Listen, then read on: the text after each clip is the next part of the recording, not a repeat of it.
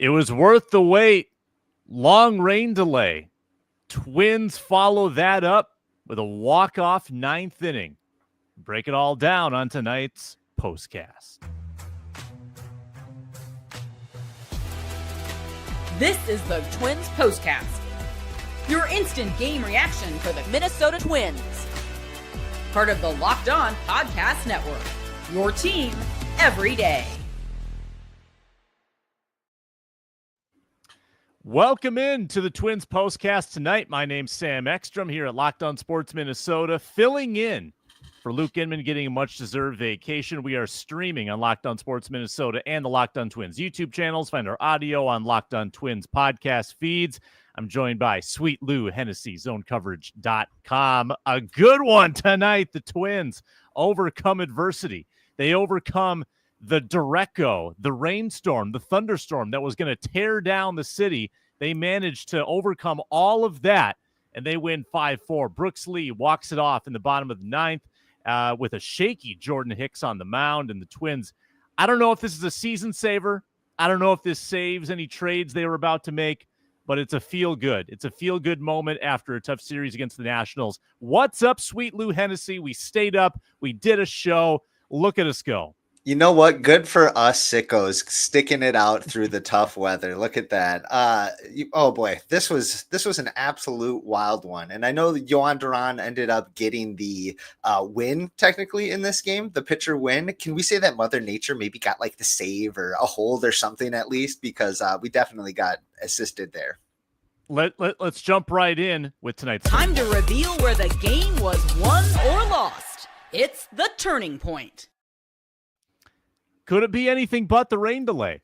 Vibes were bad. In the top of the ninth inning, Duran gives up a walk, stolen base, and then a go-ahead RBI single in the top of the ninth. Speed kills. I mean, the story of this game was about to be the Red Sox just running all over Duran in the top of the ninth, and then a 90-minute delay. And if you're not local, if you're listening or watching this, you're not from the Twin Cities, I mean, they hyped this thing up. I mean, you saw the radar all over X, people showing the screenshots of like the biggest, baddest storm with 80-mile-an-hour wind threats coming in. And I texted you, I said, if they don't hurry this up, we are going to be here a while. And we were. But, you know, it's tough to warm up in the bullpen. You're Jordan Hicks. You're warming up for the save. Then you got to go sit on your hands for 90 minutes and go back out there and try to save a ball game in front of 200 fans. Not the easiest thing in the world, and it worked out in the Twins' favor. Yeah, no, really tough, for the Red Sox in general, too. This was a brutal loss for them, but also it sounds like they had some kind of plane trouble coming into town last night.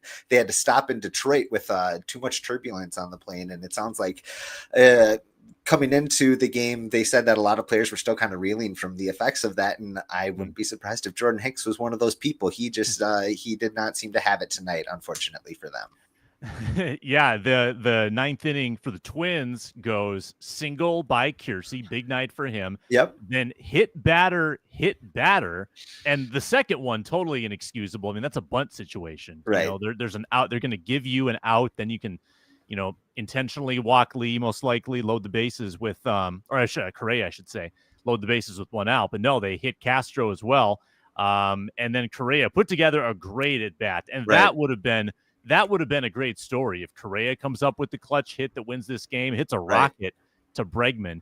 But then Brooks Lee gets it done. It hasn't been the easiest of seasons for Brooks Lee. There's been turbulence, but he has had a couple of clutch moments. Yeah, for sure.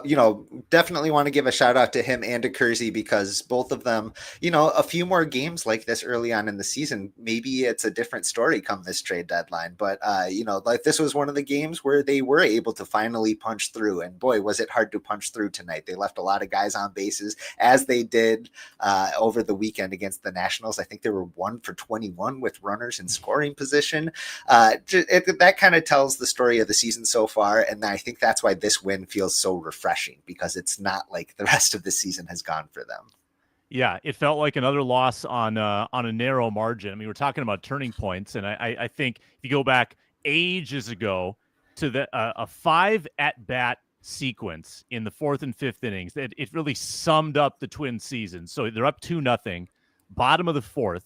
They've got the bases loaded, nobody out, Lou. I mean, we're talking about potential blowout mode if they put something together that inning. And then in the course of 5 batters, the Twins go strikeout, double play to end their threat. The Red Sox start the next half inning with single walk homer. So it goes from 2-0, bases loaded, nobody out. 5 batters later, you're down 3-2. It just felt like a microcosm of the season. But credit the Twins. They battle back from 3-2 down with I think it was a 7th inning rally, sac fly Vasquez, and then a 9th inning rally, walk off Brooks Lee. Is in your mind, Lou, like, is there a salvageability to this season for the Twins, or is this kind of just a feel good night? Maybe not the start of something bigger.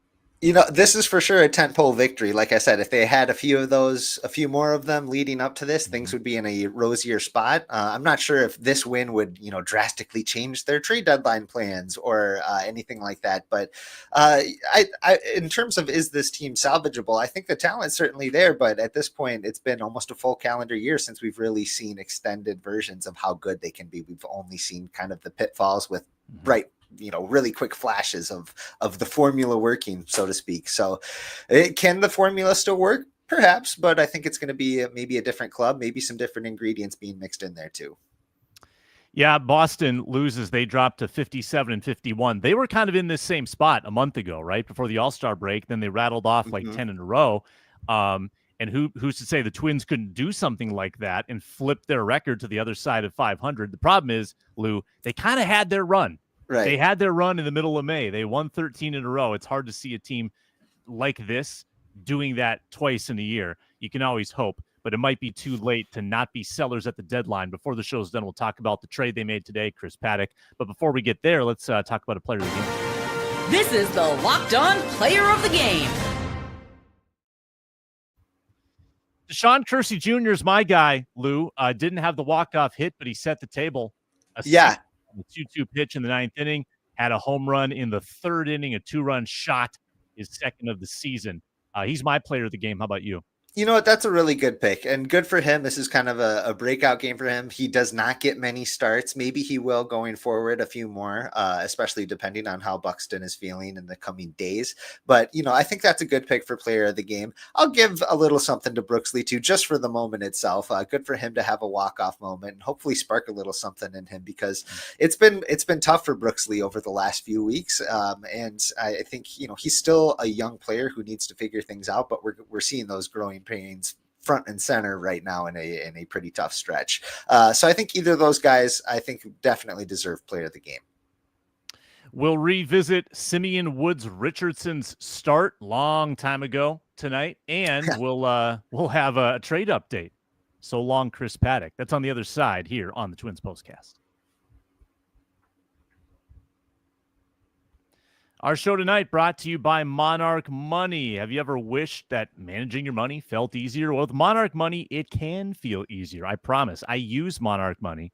I love Monarch Money because it helps me see exactly where my money is being spent. And when you have that knowledge, it helps you grow your wealth. When you see, what the account balances are, you see the transactions, you have them categorized so you really know, like, how much am I spending on Taco Bell this month? Well, that's useful information. You have full visibility. You have full control over your finances. This is a total financial command center with Monarch Money. You can categorize takeout, categorize subscriptions. You can share your finances with a partner or a spouse. Monarch makes it incredibly easy. It's all in one place, one-stop shop. Monarch Money. Use code LOCKEDONMLB at monarchmoney.com for 50% off your first year. That's monarchmoney.com, code LOCKEDONMLB for half off your first year. We're also brought to you by Game Day Hue. This is critical for sports fans. They make clean, no-logo gear with team-inspired colorways for every pro and college fan base. It's about letting your colors speak for you. No giant logos, nothing obnoxious, just smart, versatile style that works on game day, on the golf course, anywhere in between. They also make a very stylish golf glove you can wear out. I love golfing. I golf all the time, and I'm always looking for new golf gloves. Subtle, stylish, and you can still rep your team with the colorways. Check it out It's Game Day Hue. You can get 15% off with code MLB15 at GameDayHue.com. That's GameDayHue.com. Code even stacks on bundle deals, so now's the time to load up. Let your colors talk, because colors speak louder than words. That's GameDayHue.com. Code MLB15. All right, Twins win 5-4. They walk it off after a long delay. What do you think, Lou? Over under 200 folks that were left in the stands? Oh boy, I think that's a pretty good line, honestly. I've been to a few of those games where there's been even longer delays with, should I say, even more lifeless seasons. I think in 2016 there was a game against the Oakland Athletics, and they didn't resume play until after midnight. And yeah, it's one of those games where it's just so eerie because you can hear all the conversations going on around you very vividly. So good, like I said, good for the 200 sickos that were there. And they got to see some excitement. Felt bad for the 4 Red Sox fans that had parked right behind home plate, just the 4 bros hanging out with their beers. Yeah, not a good night for them. Let's talk about the starting pitcher. Always got to do that. Simeon Woods Richardson. I put 5 in the bullet point. I was rounding up. He went 4.2. And it's been a good run for SWR of late. I think it's his 8th consecutive start giving up 3 or fewer earned runs, and this one could have been so much better. I think you were hoping him to get him through 5 scoreless. Well, it didn't work out that way. Starts off with a single walk home run to start the 5th. But your thoughts on SWR tonight? Yeah, I think a very typical Simeon start that he's kind of displayed this year, where he can be pretty effective and keep his team competitive for 4 2/3. Honestly, if I would have, not seen any box score tonight, and I had to just guess, hey, how do you think Simeon Woods Richardson was going to do against the Red Sox? I'd say, like 4 2/3, something like that, 2-3 earned runs. It's kind of what you expect from him at this point. The good news is I am also pretty optimistic on him. I think that he's still young enough that he can take that next level and be somebody who maybe goes 5-6 innings in the future. But at this point, they're trying to use him very strategically. And tonight, I guess you could say it kind of worked. Yeah, his final line, exactly as you said, 4 2/3, 3 earned runs, 7 hits, 2 walks, 5 Ks on one shy of 100 pitches. Speaking of pitching, old friend Jorge Alcala played a big role in this ball game. He comes on in the 7th inning for Boston, and this could have been another good turning point. He was wild. I mean, we thought Hicks was wild in the 9th. Same story for Alcala in the 7th. Maybe some of those adverse effects of the bad travel the day before. But Royce Lewis advancing on a wild pitch and then passed ball on back-to-back pitches, and then almost another wild pitch on the next pitch. And Narvaez couldn't catch the ball behind the plate because he didn't know where it was going. Right.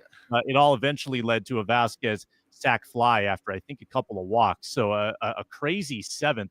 Twins could have, again, broken it open a little bit more, but the Alcala appearance for Boston was pretty key. Yeah, the Alcala experience looks a lot different from this side of the ball. I'll tell you that much. He's had some success since going over to the Red Sox. I think he's probably pitched 10, 12 innings or something with them, and at a pretty reasonable clip. They've been using him in really, really low leverage situations, which is exactly what the Twins were doing. He just wasn't executing with Minnesota. So, it was time for him to move on and find something new, and hopefully he can find success with them after this series is over, because tonight, if anything was any indication of how he's going to perform the rest of these next couple of games, I think the Twins might look forward to it. Staying on the pitching theme, the Twins are going to have a new starter in the rotation because of a trade they made today, and I think that people will be buzzing about this one tomorrow. This is what you'll be talking about. After you talk about the weather delay and then the walk-off, you might also talk about the trade the Twins made today. Yes, Chris Paddock, the 4th-year Twin, dealt the Detroit Tigers. They're buying, we're selling. Randy Dobnik, remember him? 2019 Game 2 ALDS. Yeah, he's still in the organization. He was part of the deal. They get a 19-year-old catching prospect, Enrique Jimenez from Detroit. He's playing it in the rookie league level right now. It's going to be a long time before you see him with the big club. But close the book on Chris Paddock. First, do you like the value, Lou? Do you like what they got in return? I think it was kind of to be expected. I think that going into this trade deadline, Chris Paddock was at a value point where I kind of thought maybe it was just whichever team was willing to take on the rest of his salary for the rest of this season was going to take him. I think that's happening, and they got a little bit more with this lottery ticket at the single A level. That's what you're going to get in these types of trades. Who even knows if Jimenez is going to be a catcher by the time he gets to the upper minors and in the actual kind of realm of a possibility for the Twins. No, this was a move about getting Chris Paddock to a different team, basically. Mm-hmm. Yeah, I mean, the most value they got out of Chris Paddock in the 4 years, it was his bullpen work in 2023 and on the playoff team. Honestly, that was probably the best that they got from him in the 4 years. Only made 43 starts in 4 seasons. A couple of them wiped out to injury. 3-9 record this year. ERA almost 5. Had a couple blow-up starts though, so maybe a little bit of upside there for Detroit, and he'll be back-end rotation guy. Maybe they even convert him to the bullpen during their possible division run. But the thing is, Lou, he had been healthy. He had been one of the few healthy pitchers in this rotation. 111 innings this year. The Twins are turning to Pearson Ole to replace Paddock. 25 years old. Dominant at Double-A this year. Very short stint in Triple-A. What do you think about Pearson Ole joining this rotation? Yeah, good for him. I was at a Saints game a couple weeks ago when he started, and he looked really, really good. He's made a few changes coming into this year. It sounds like he's working with a different arm slot that's leading to a little bit more deception and maybe a few more strikeouts. So good for him. It's an extension of the kind of Falvey pitching pipeline that everybody's waiting to pop up. This is what that pipeline kind of looks like, of guys that I think he was a mid-round draft pick. I don't think he was a very high draft pick at all. And he, they were able to find some things in him, make some changes, and now he's going to be a contributor at the big league level one way or another. Twins beat the Red Sox tonight 5-4. Their record 51-55 on the day where they start to sell. Maybe they made a statement to management. We'll see what happens in the coming days. I would expect more deals to be done. Did we see the final Griffin Jacks performance, the final Yan Duran performance? Do you feel that in your gut, Lou? Like, could one of those high leverage relievers be on the move?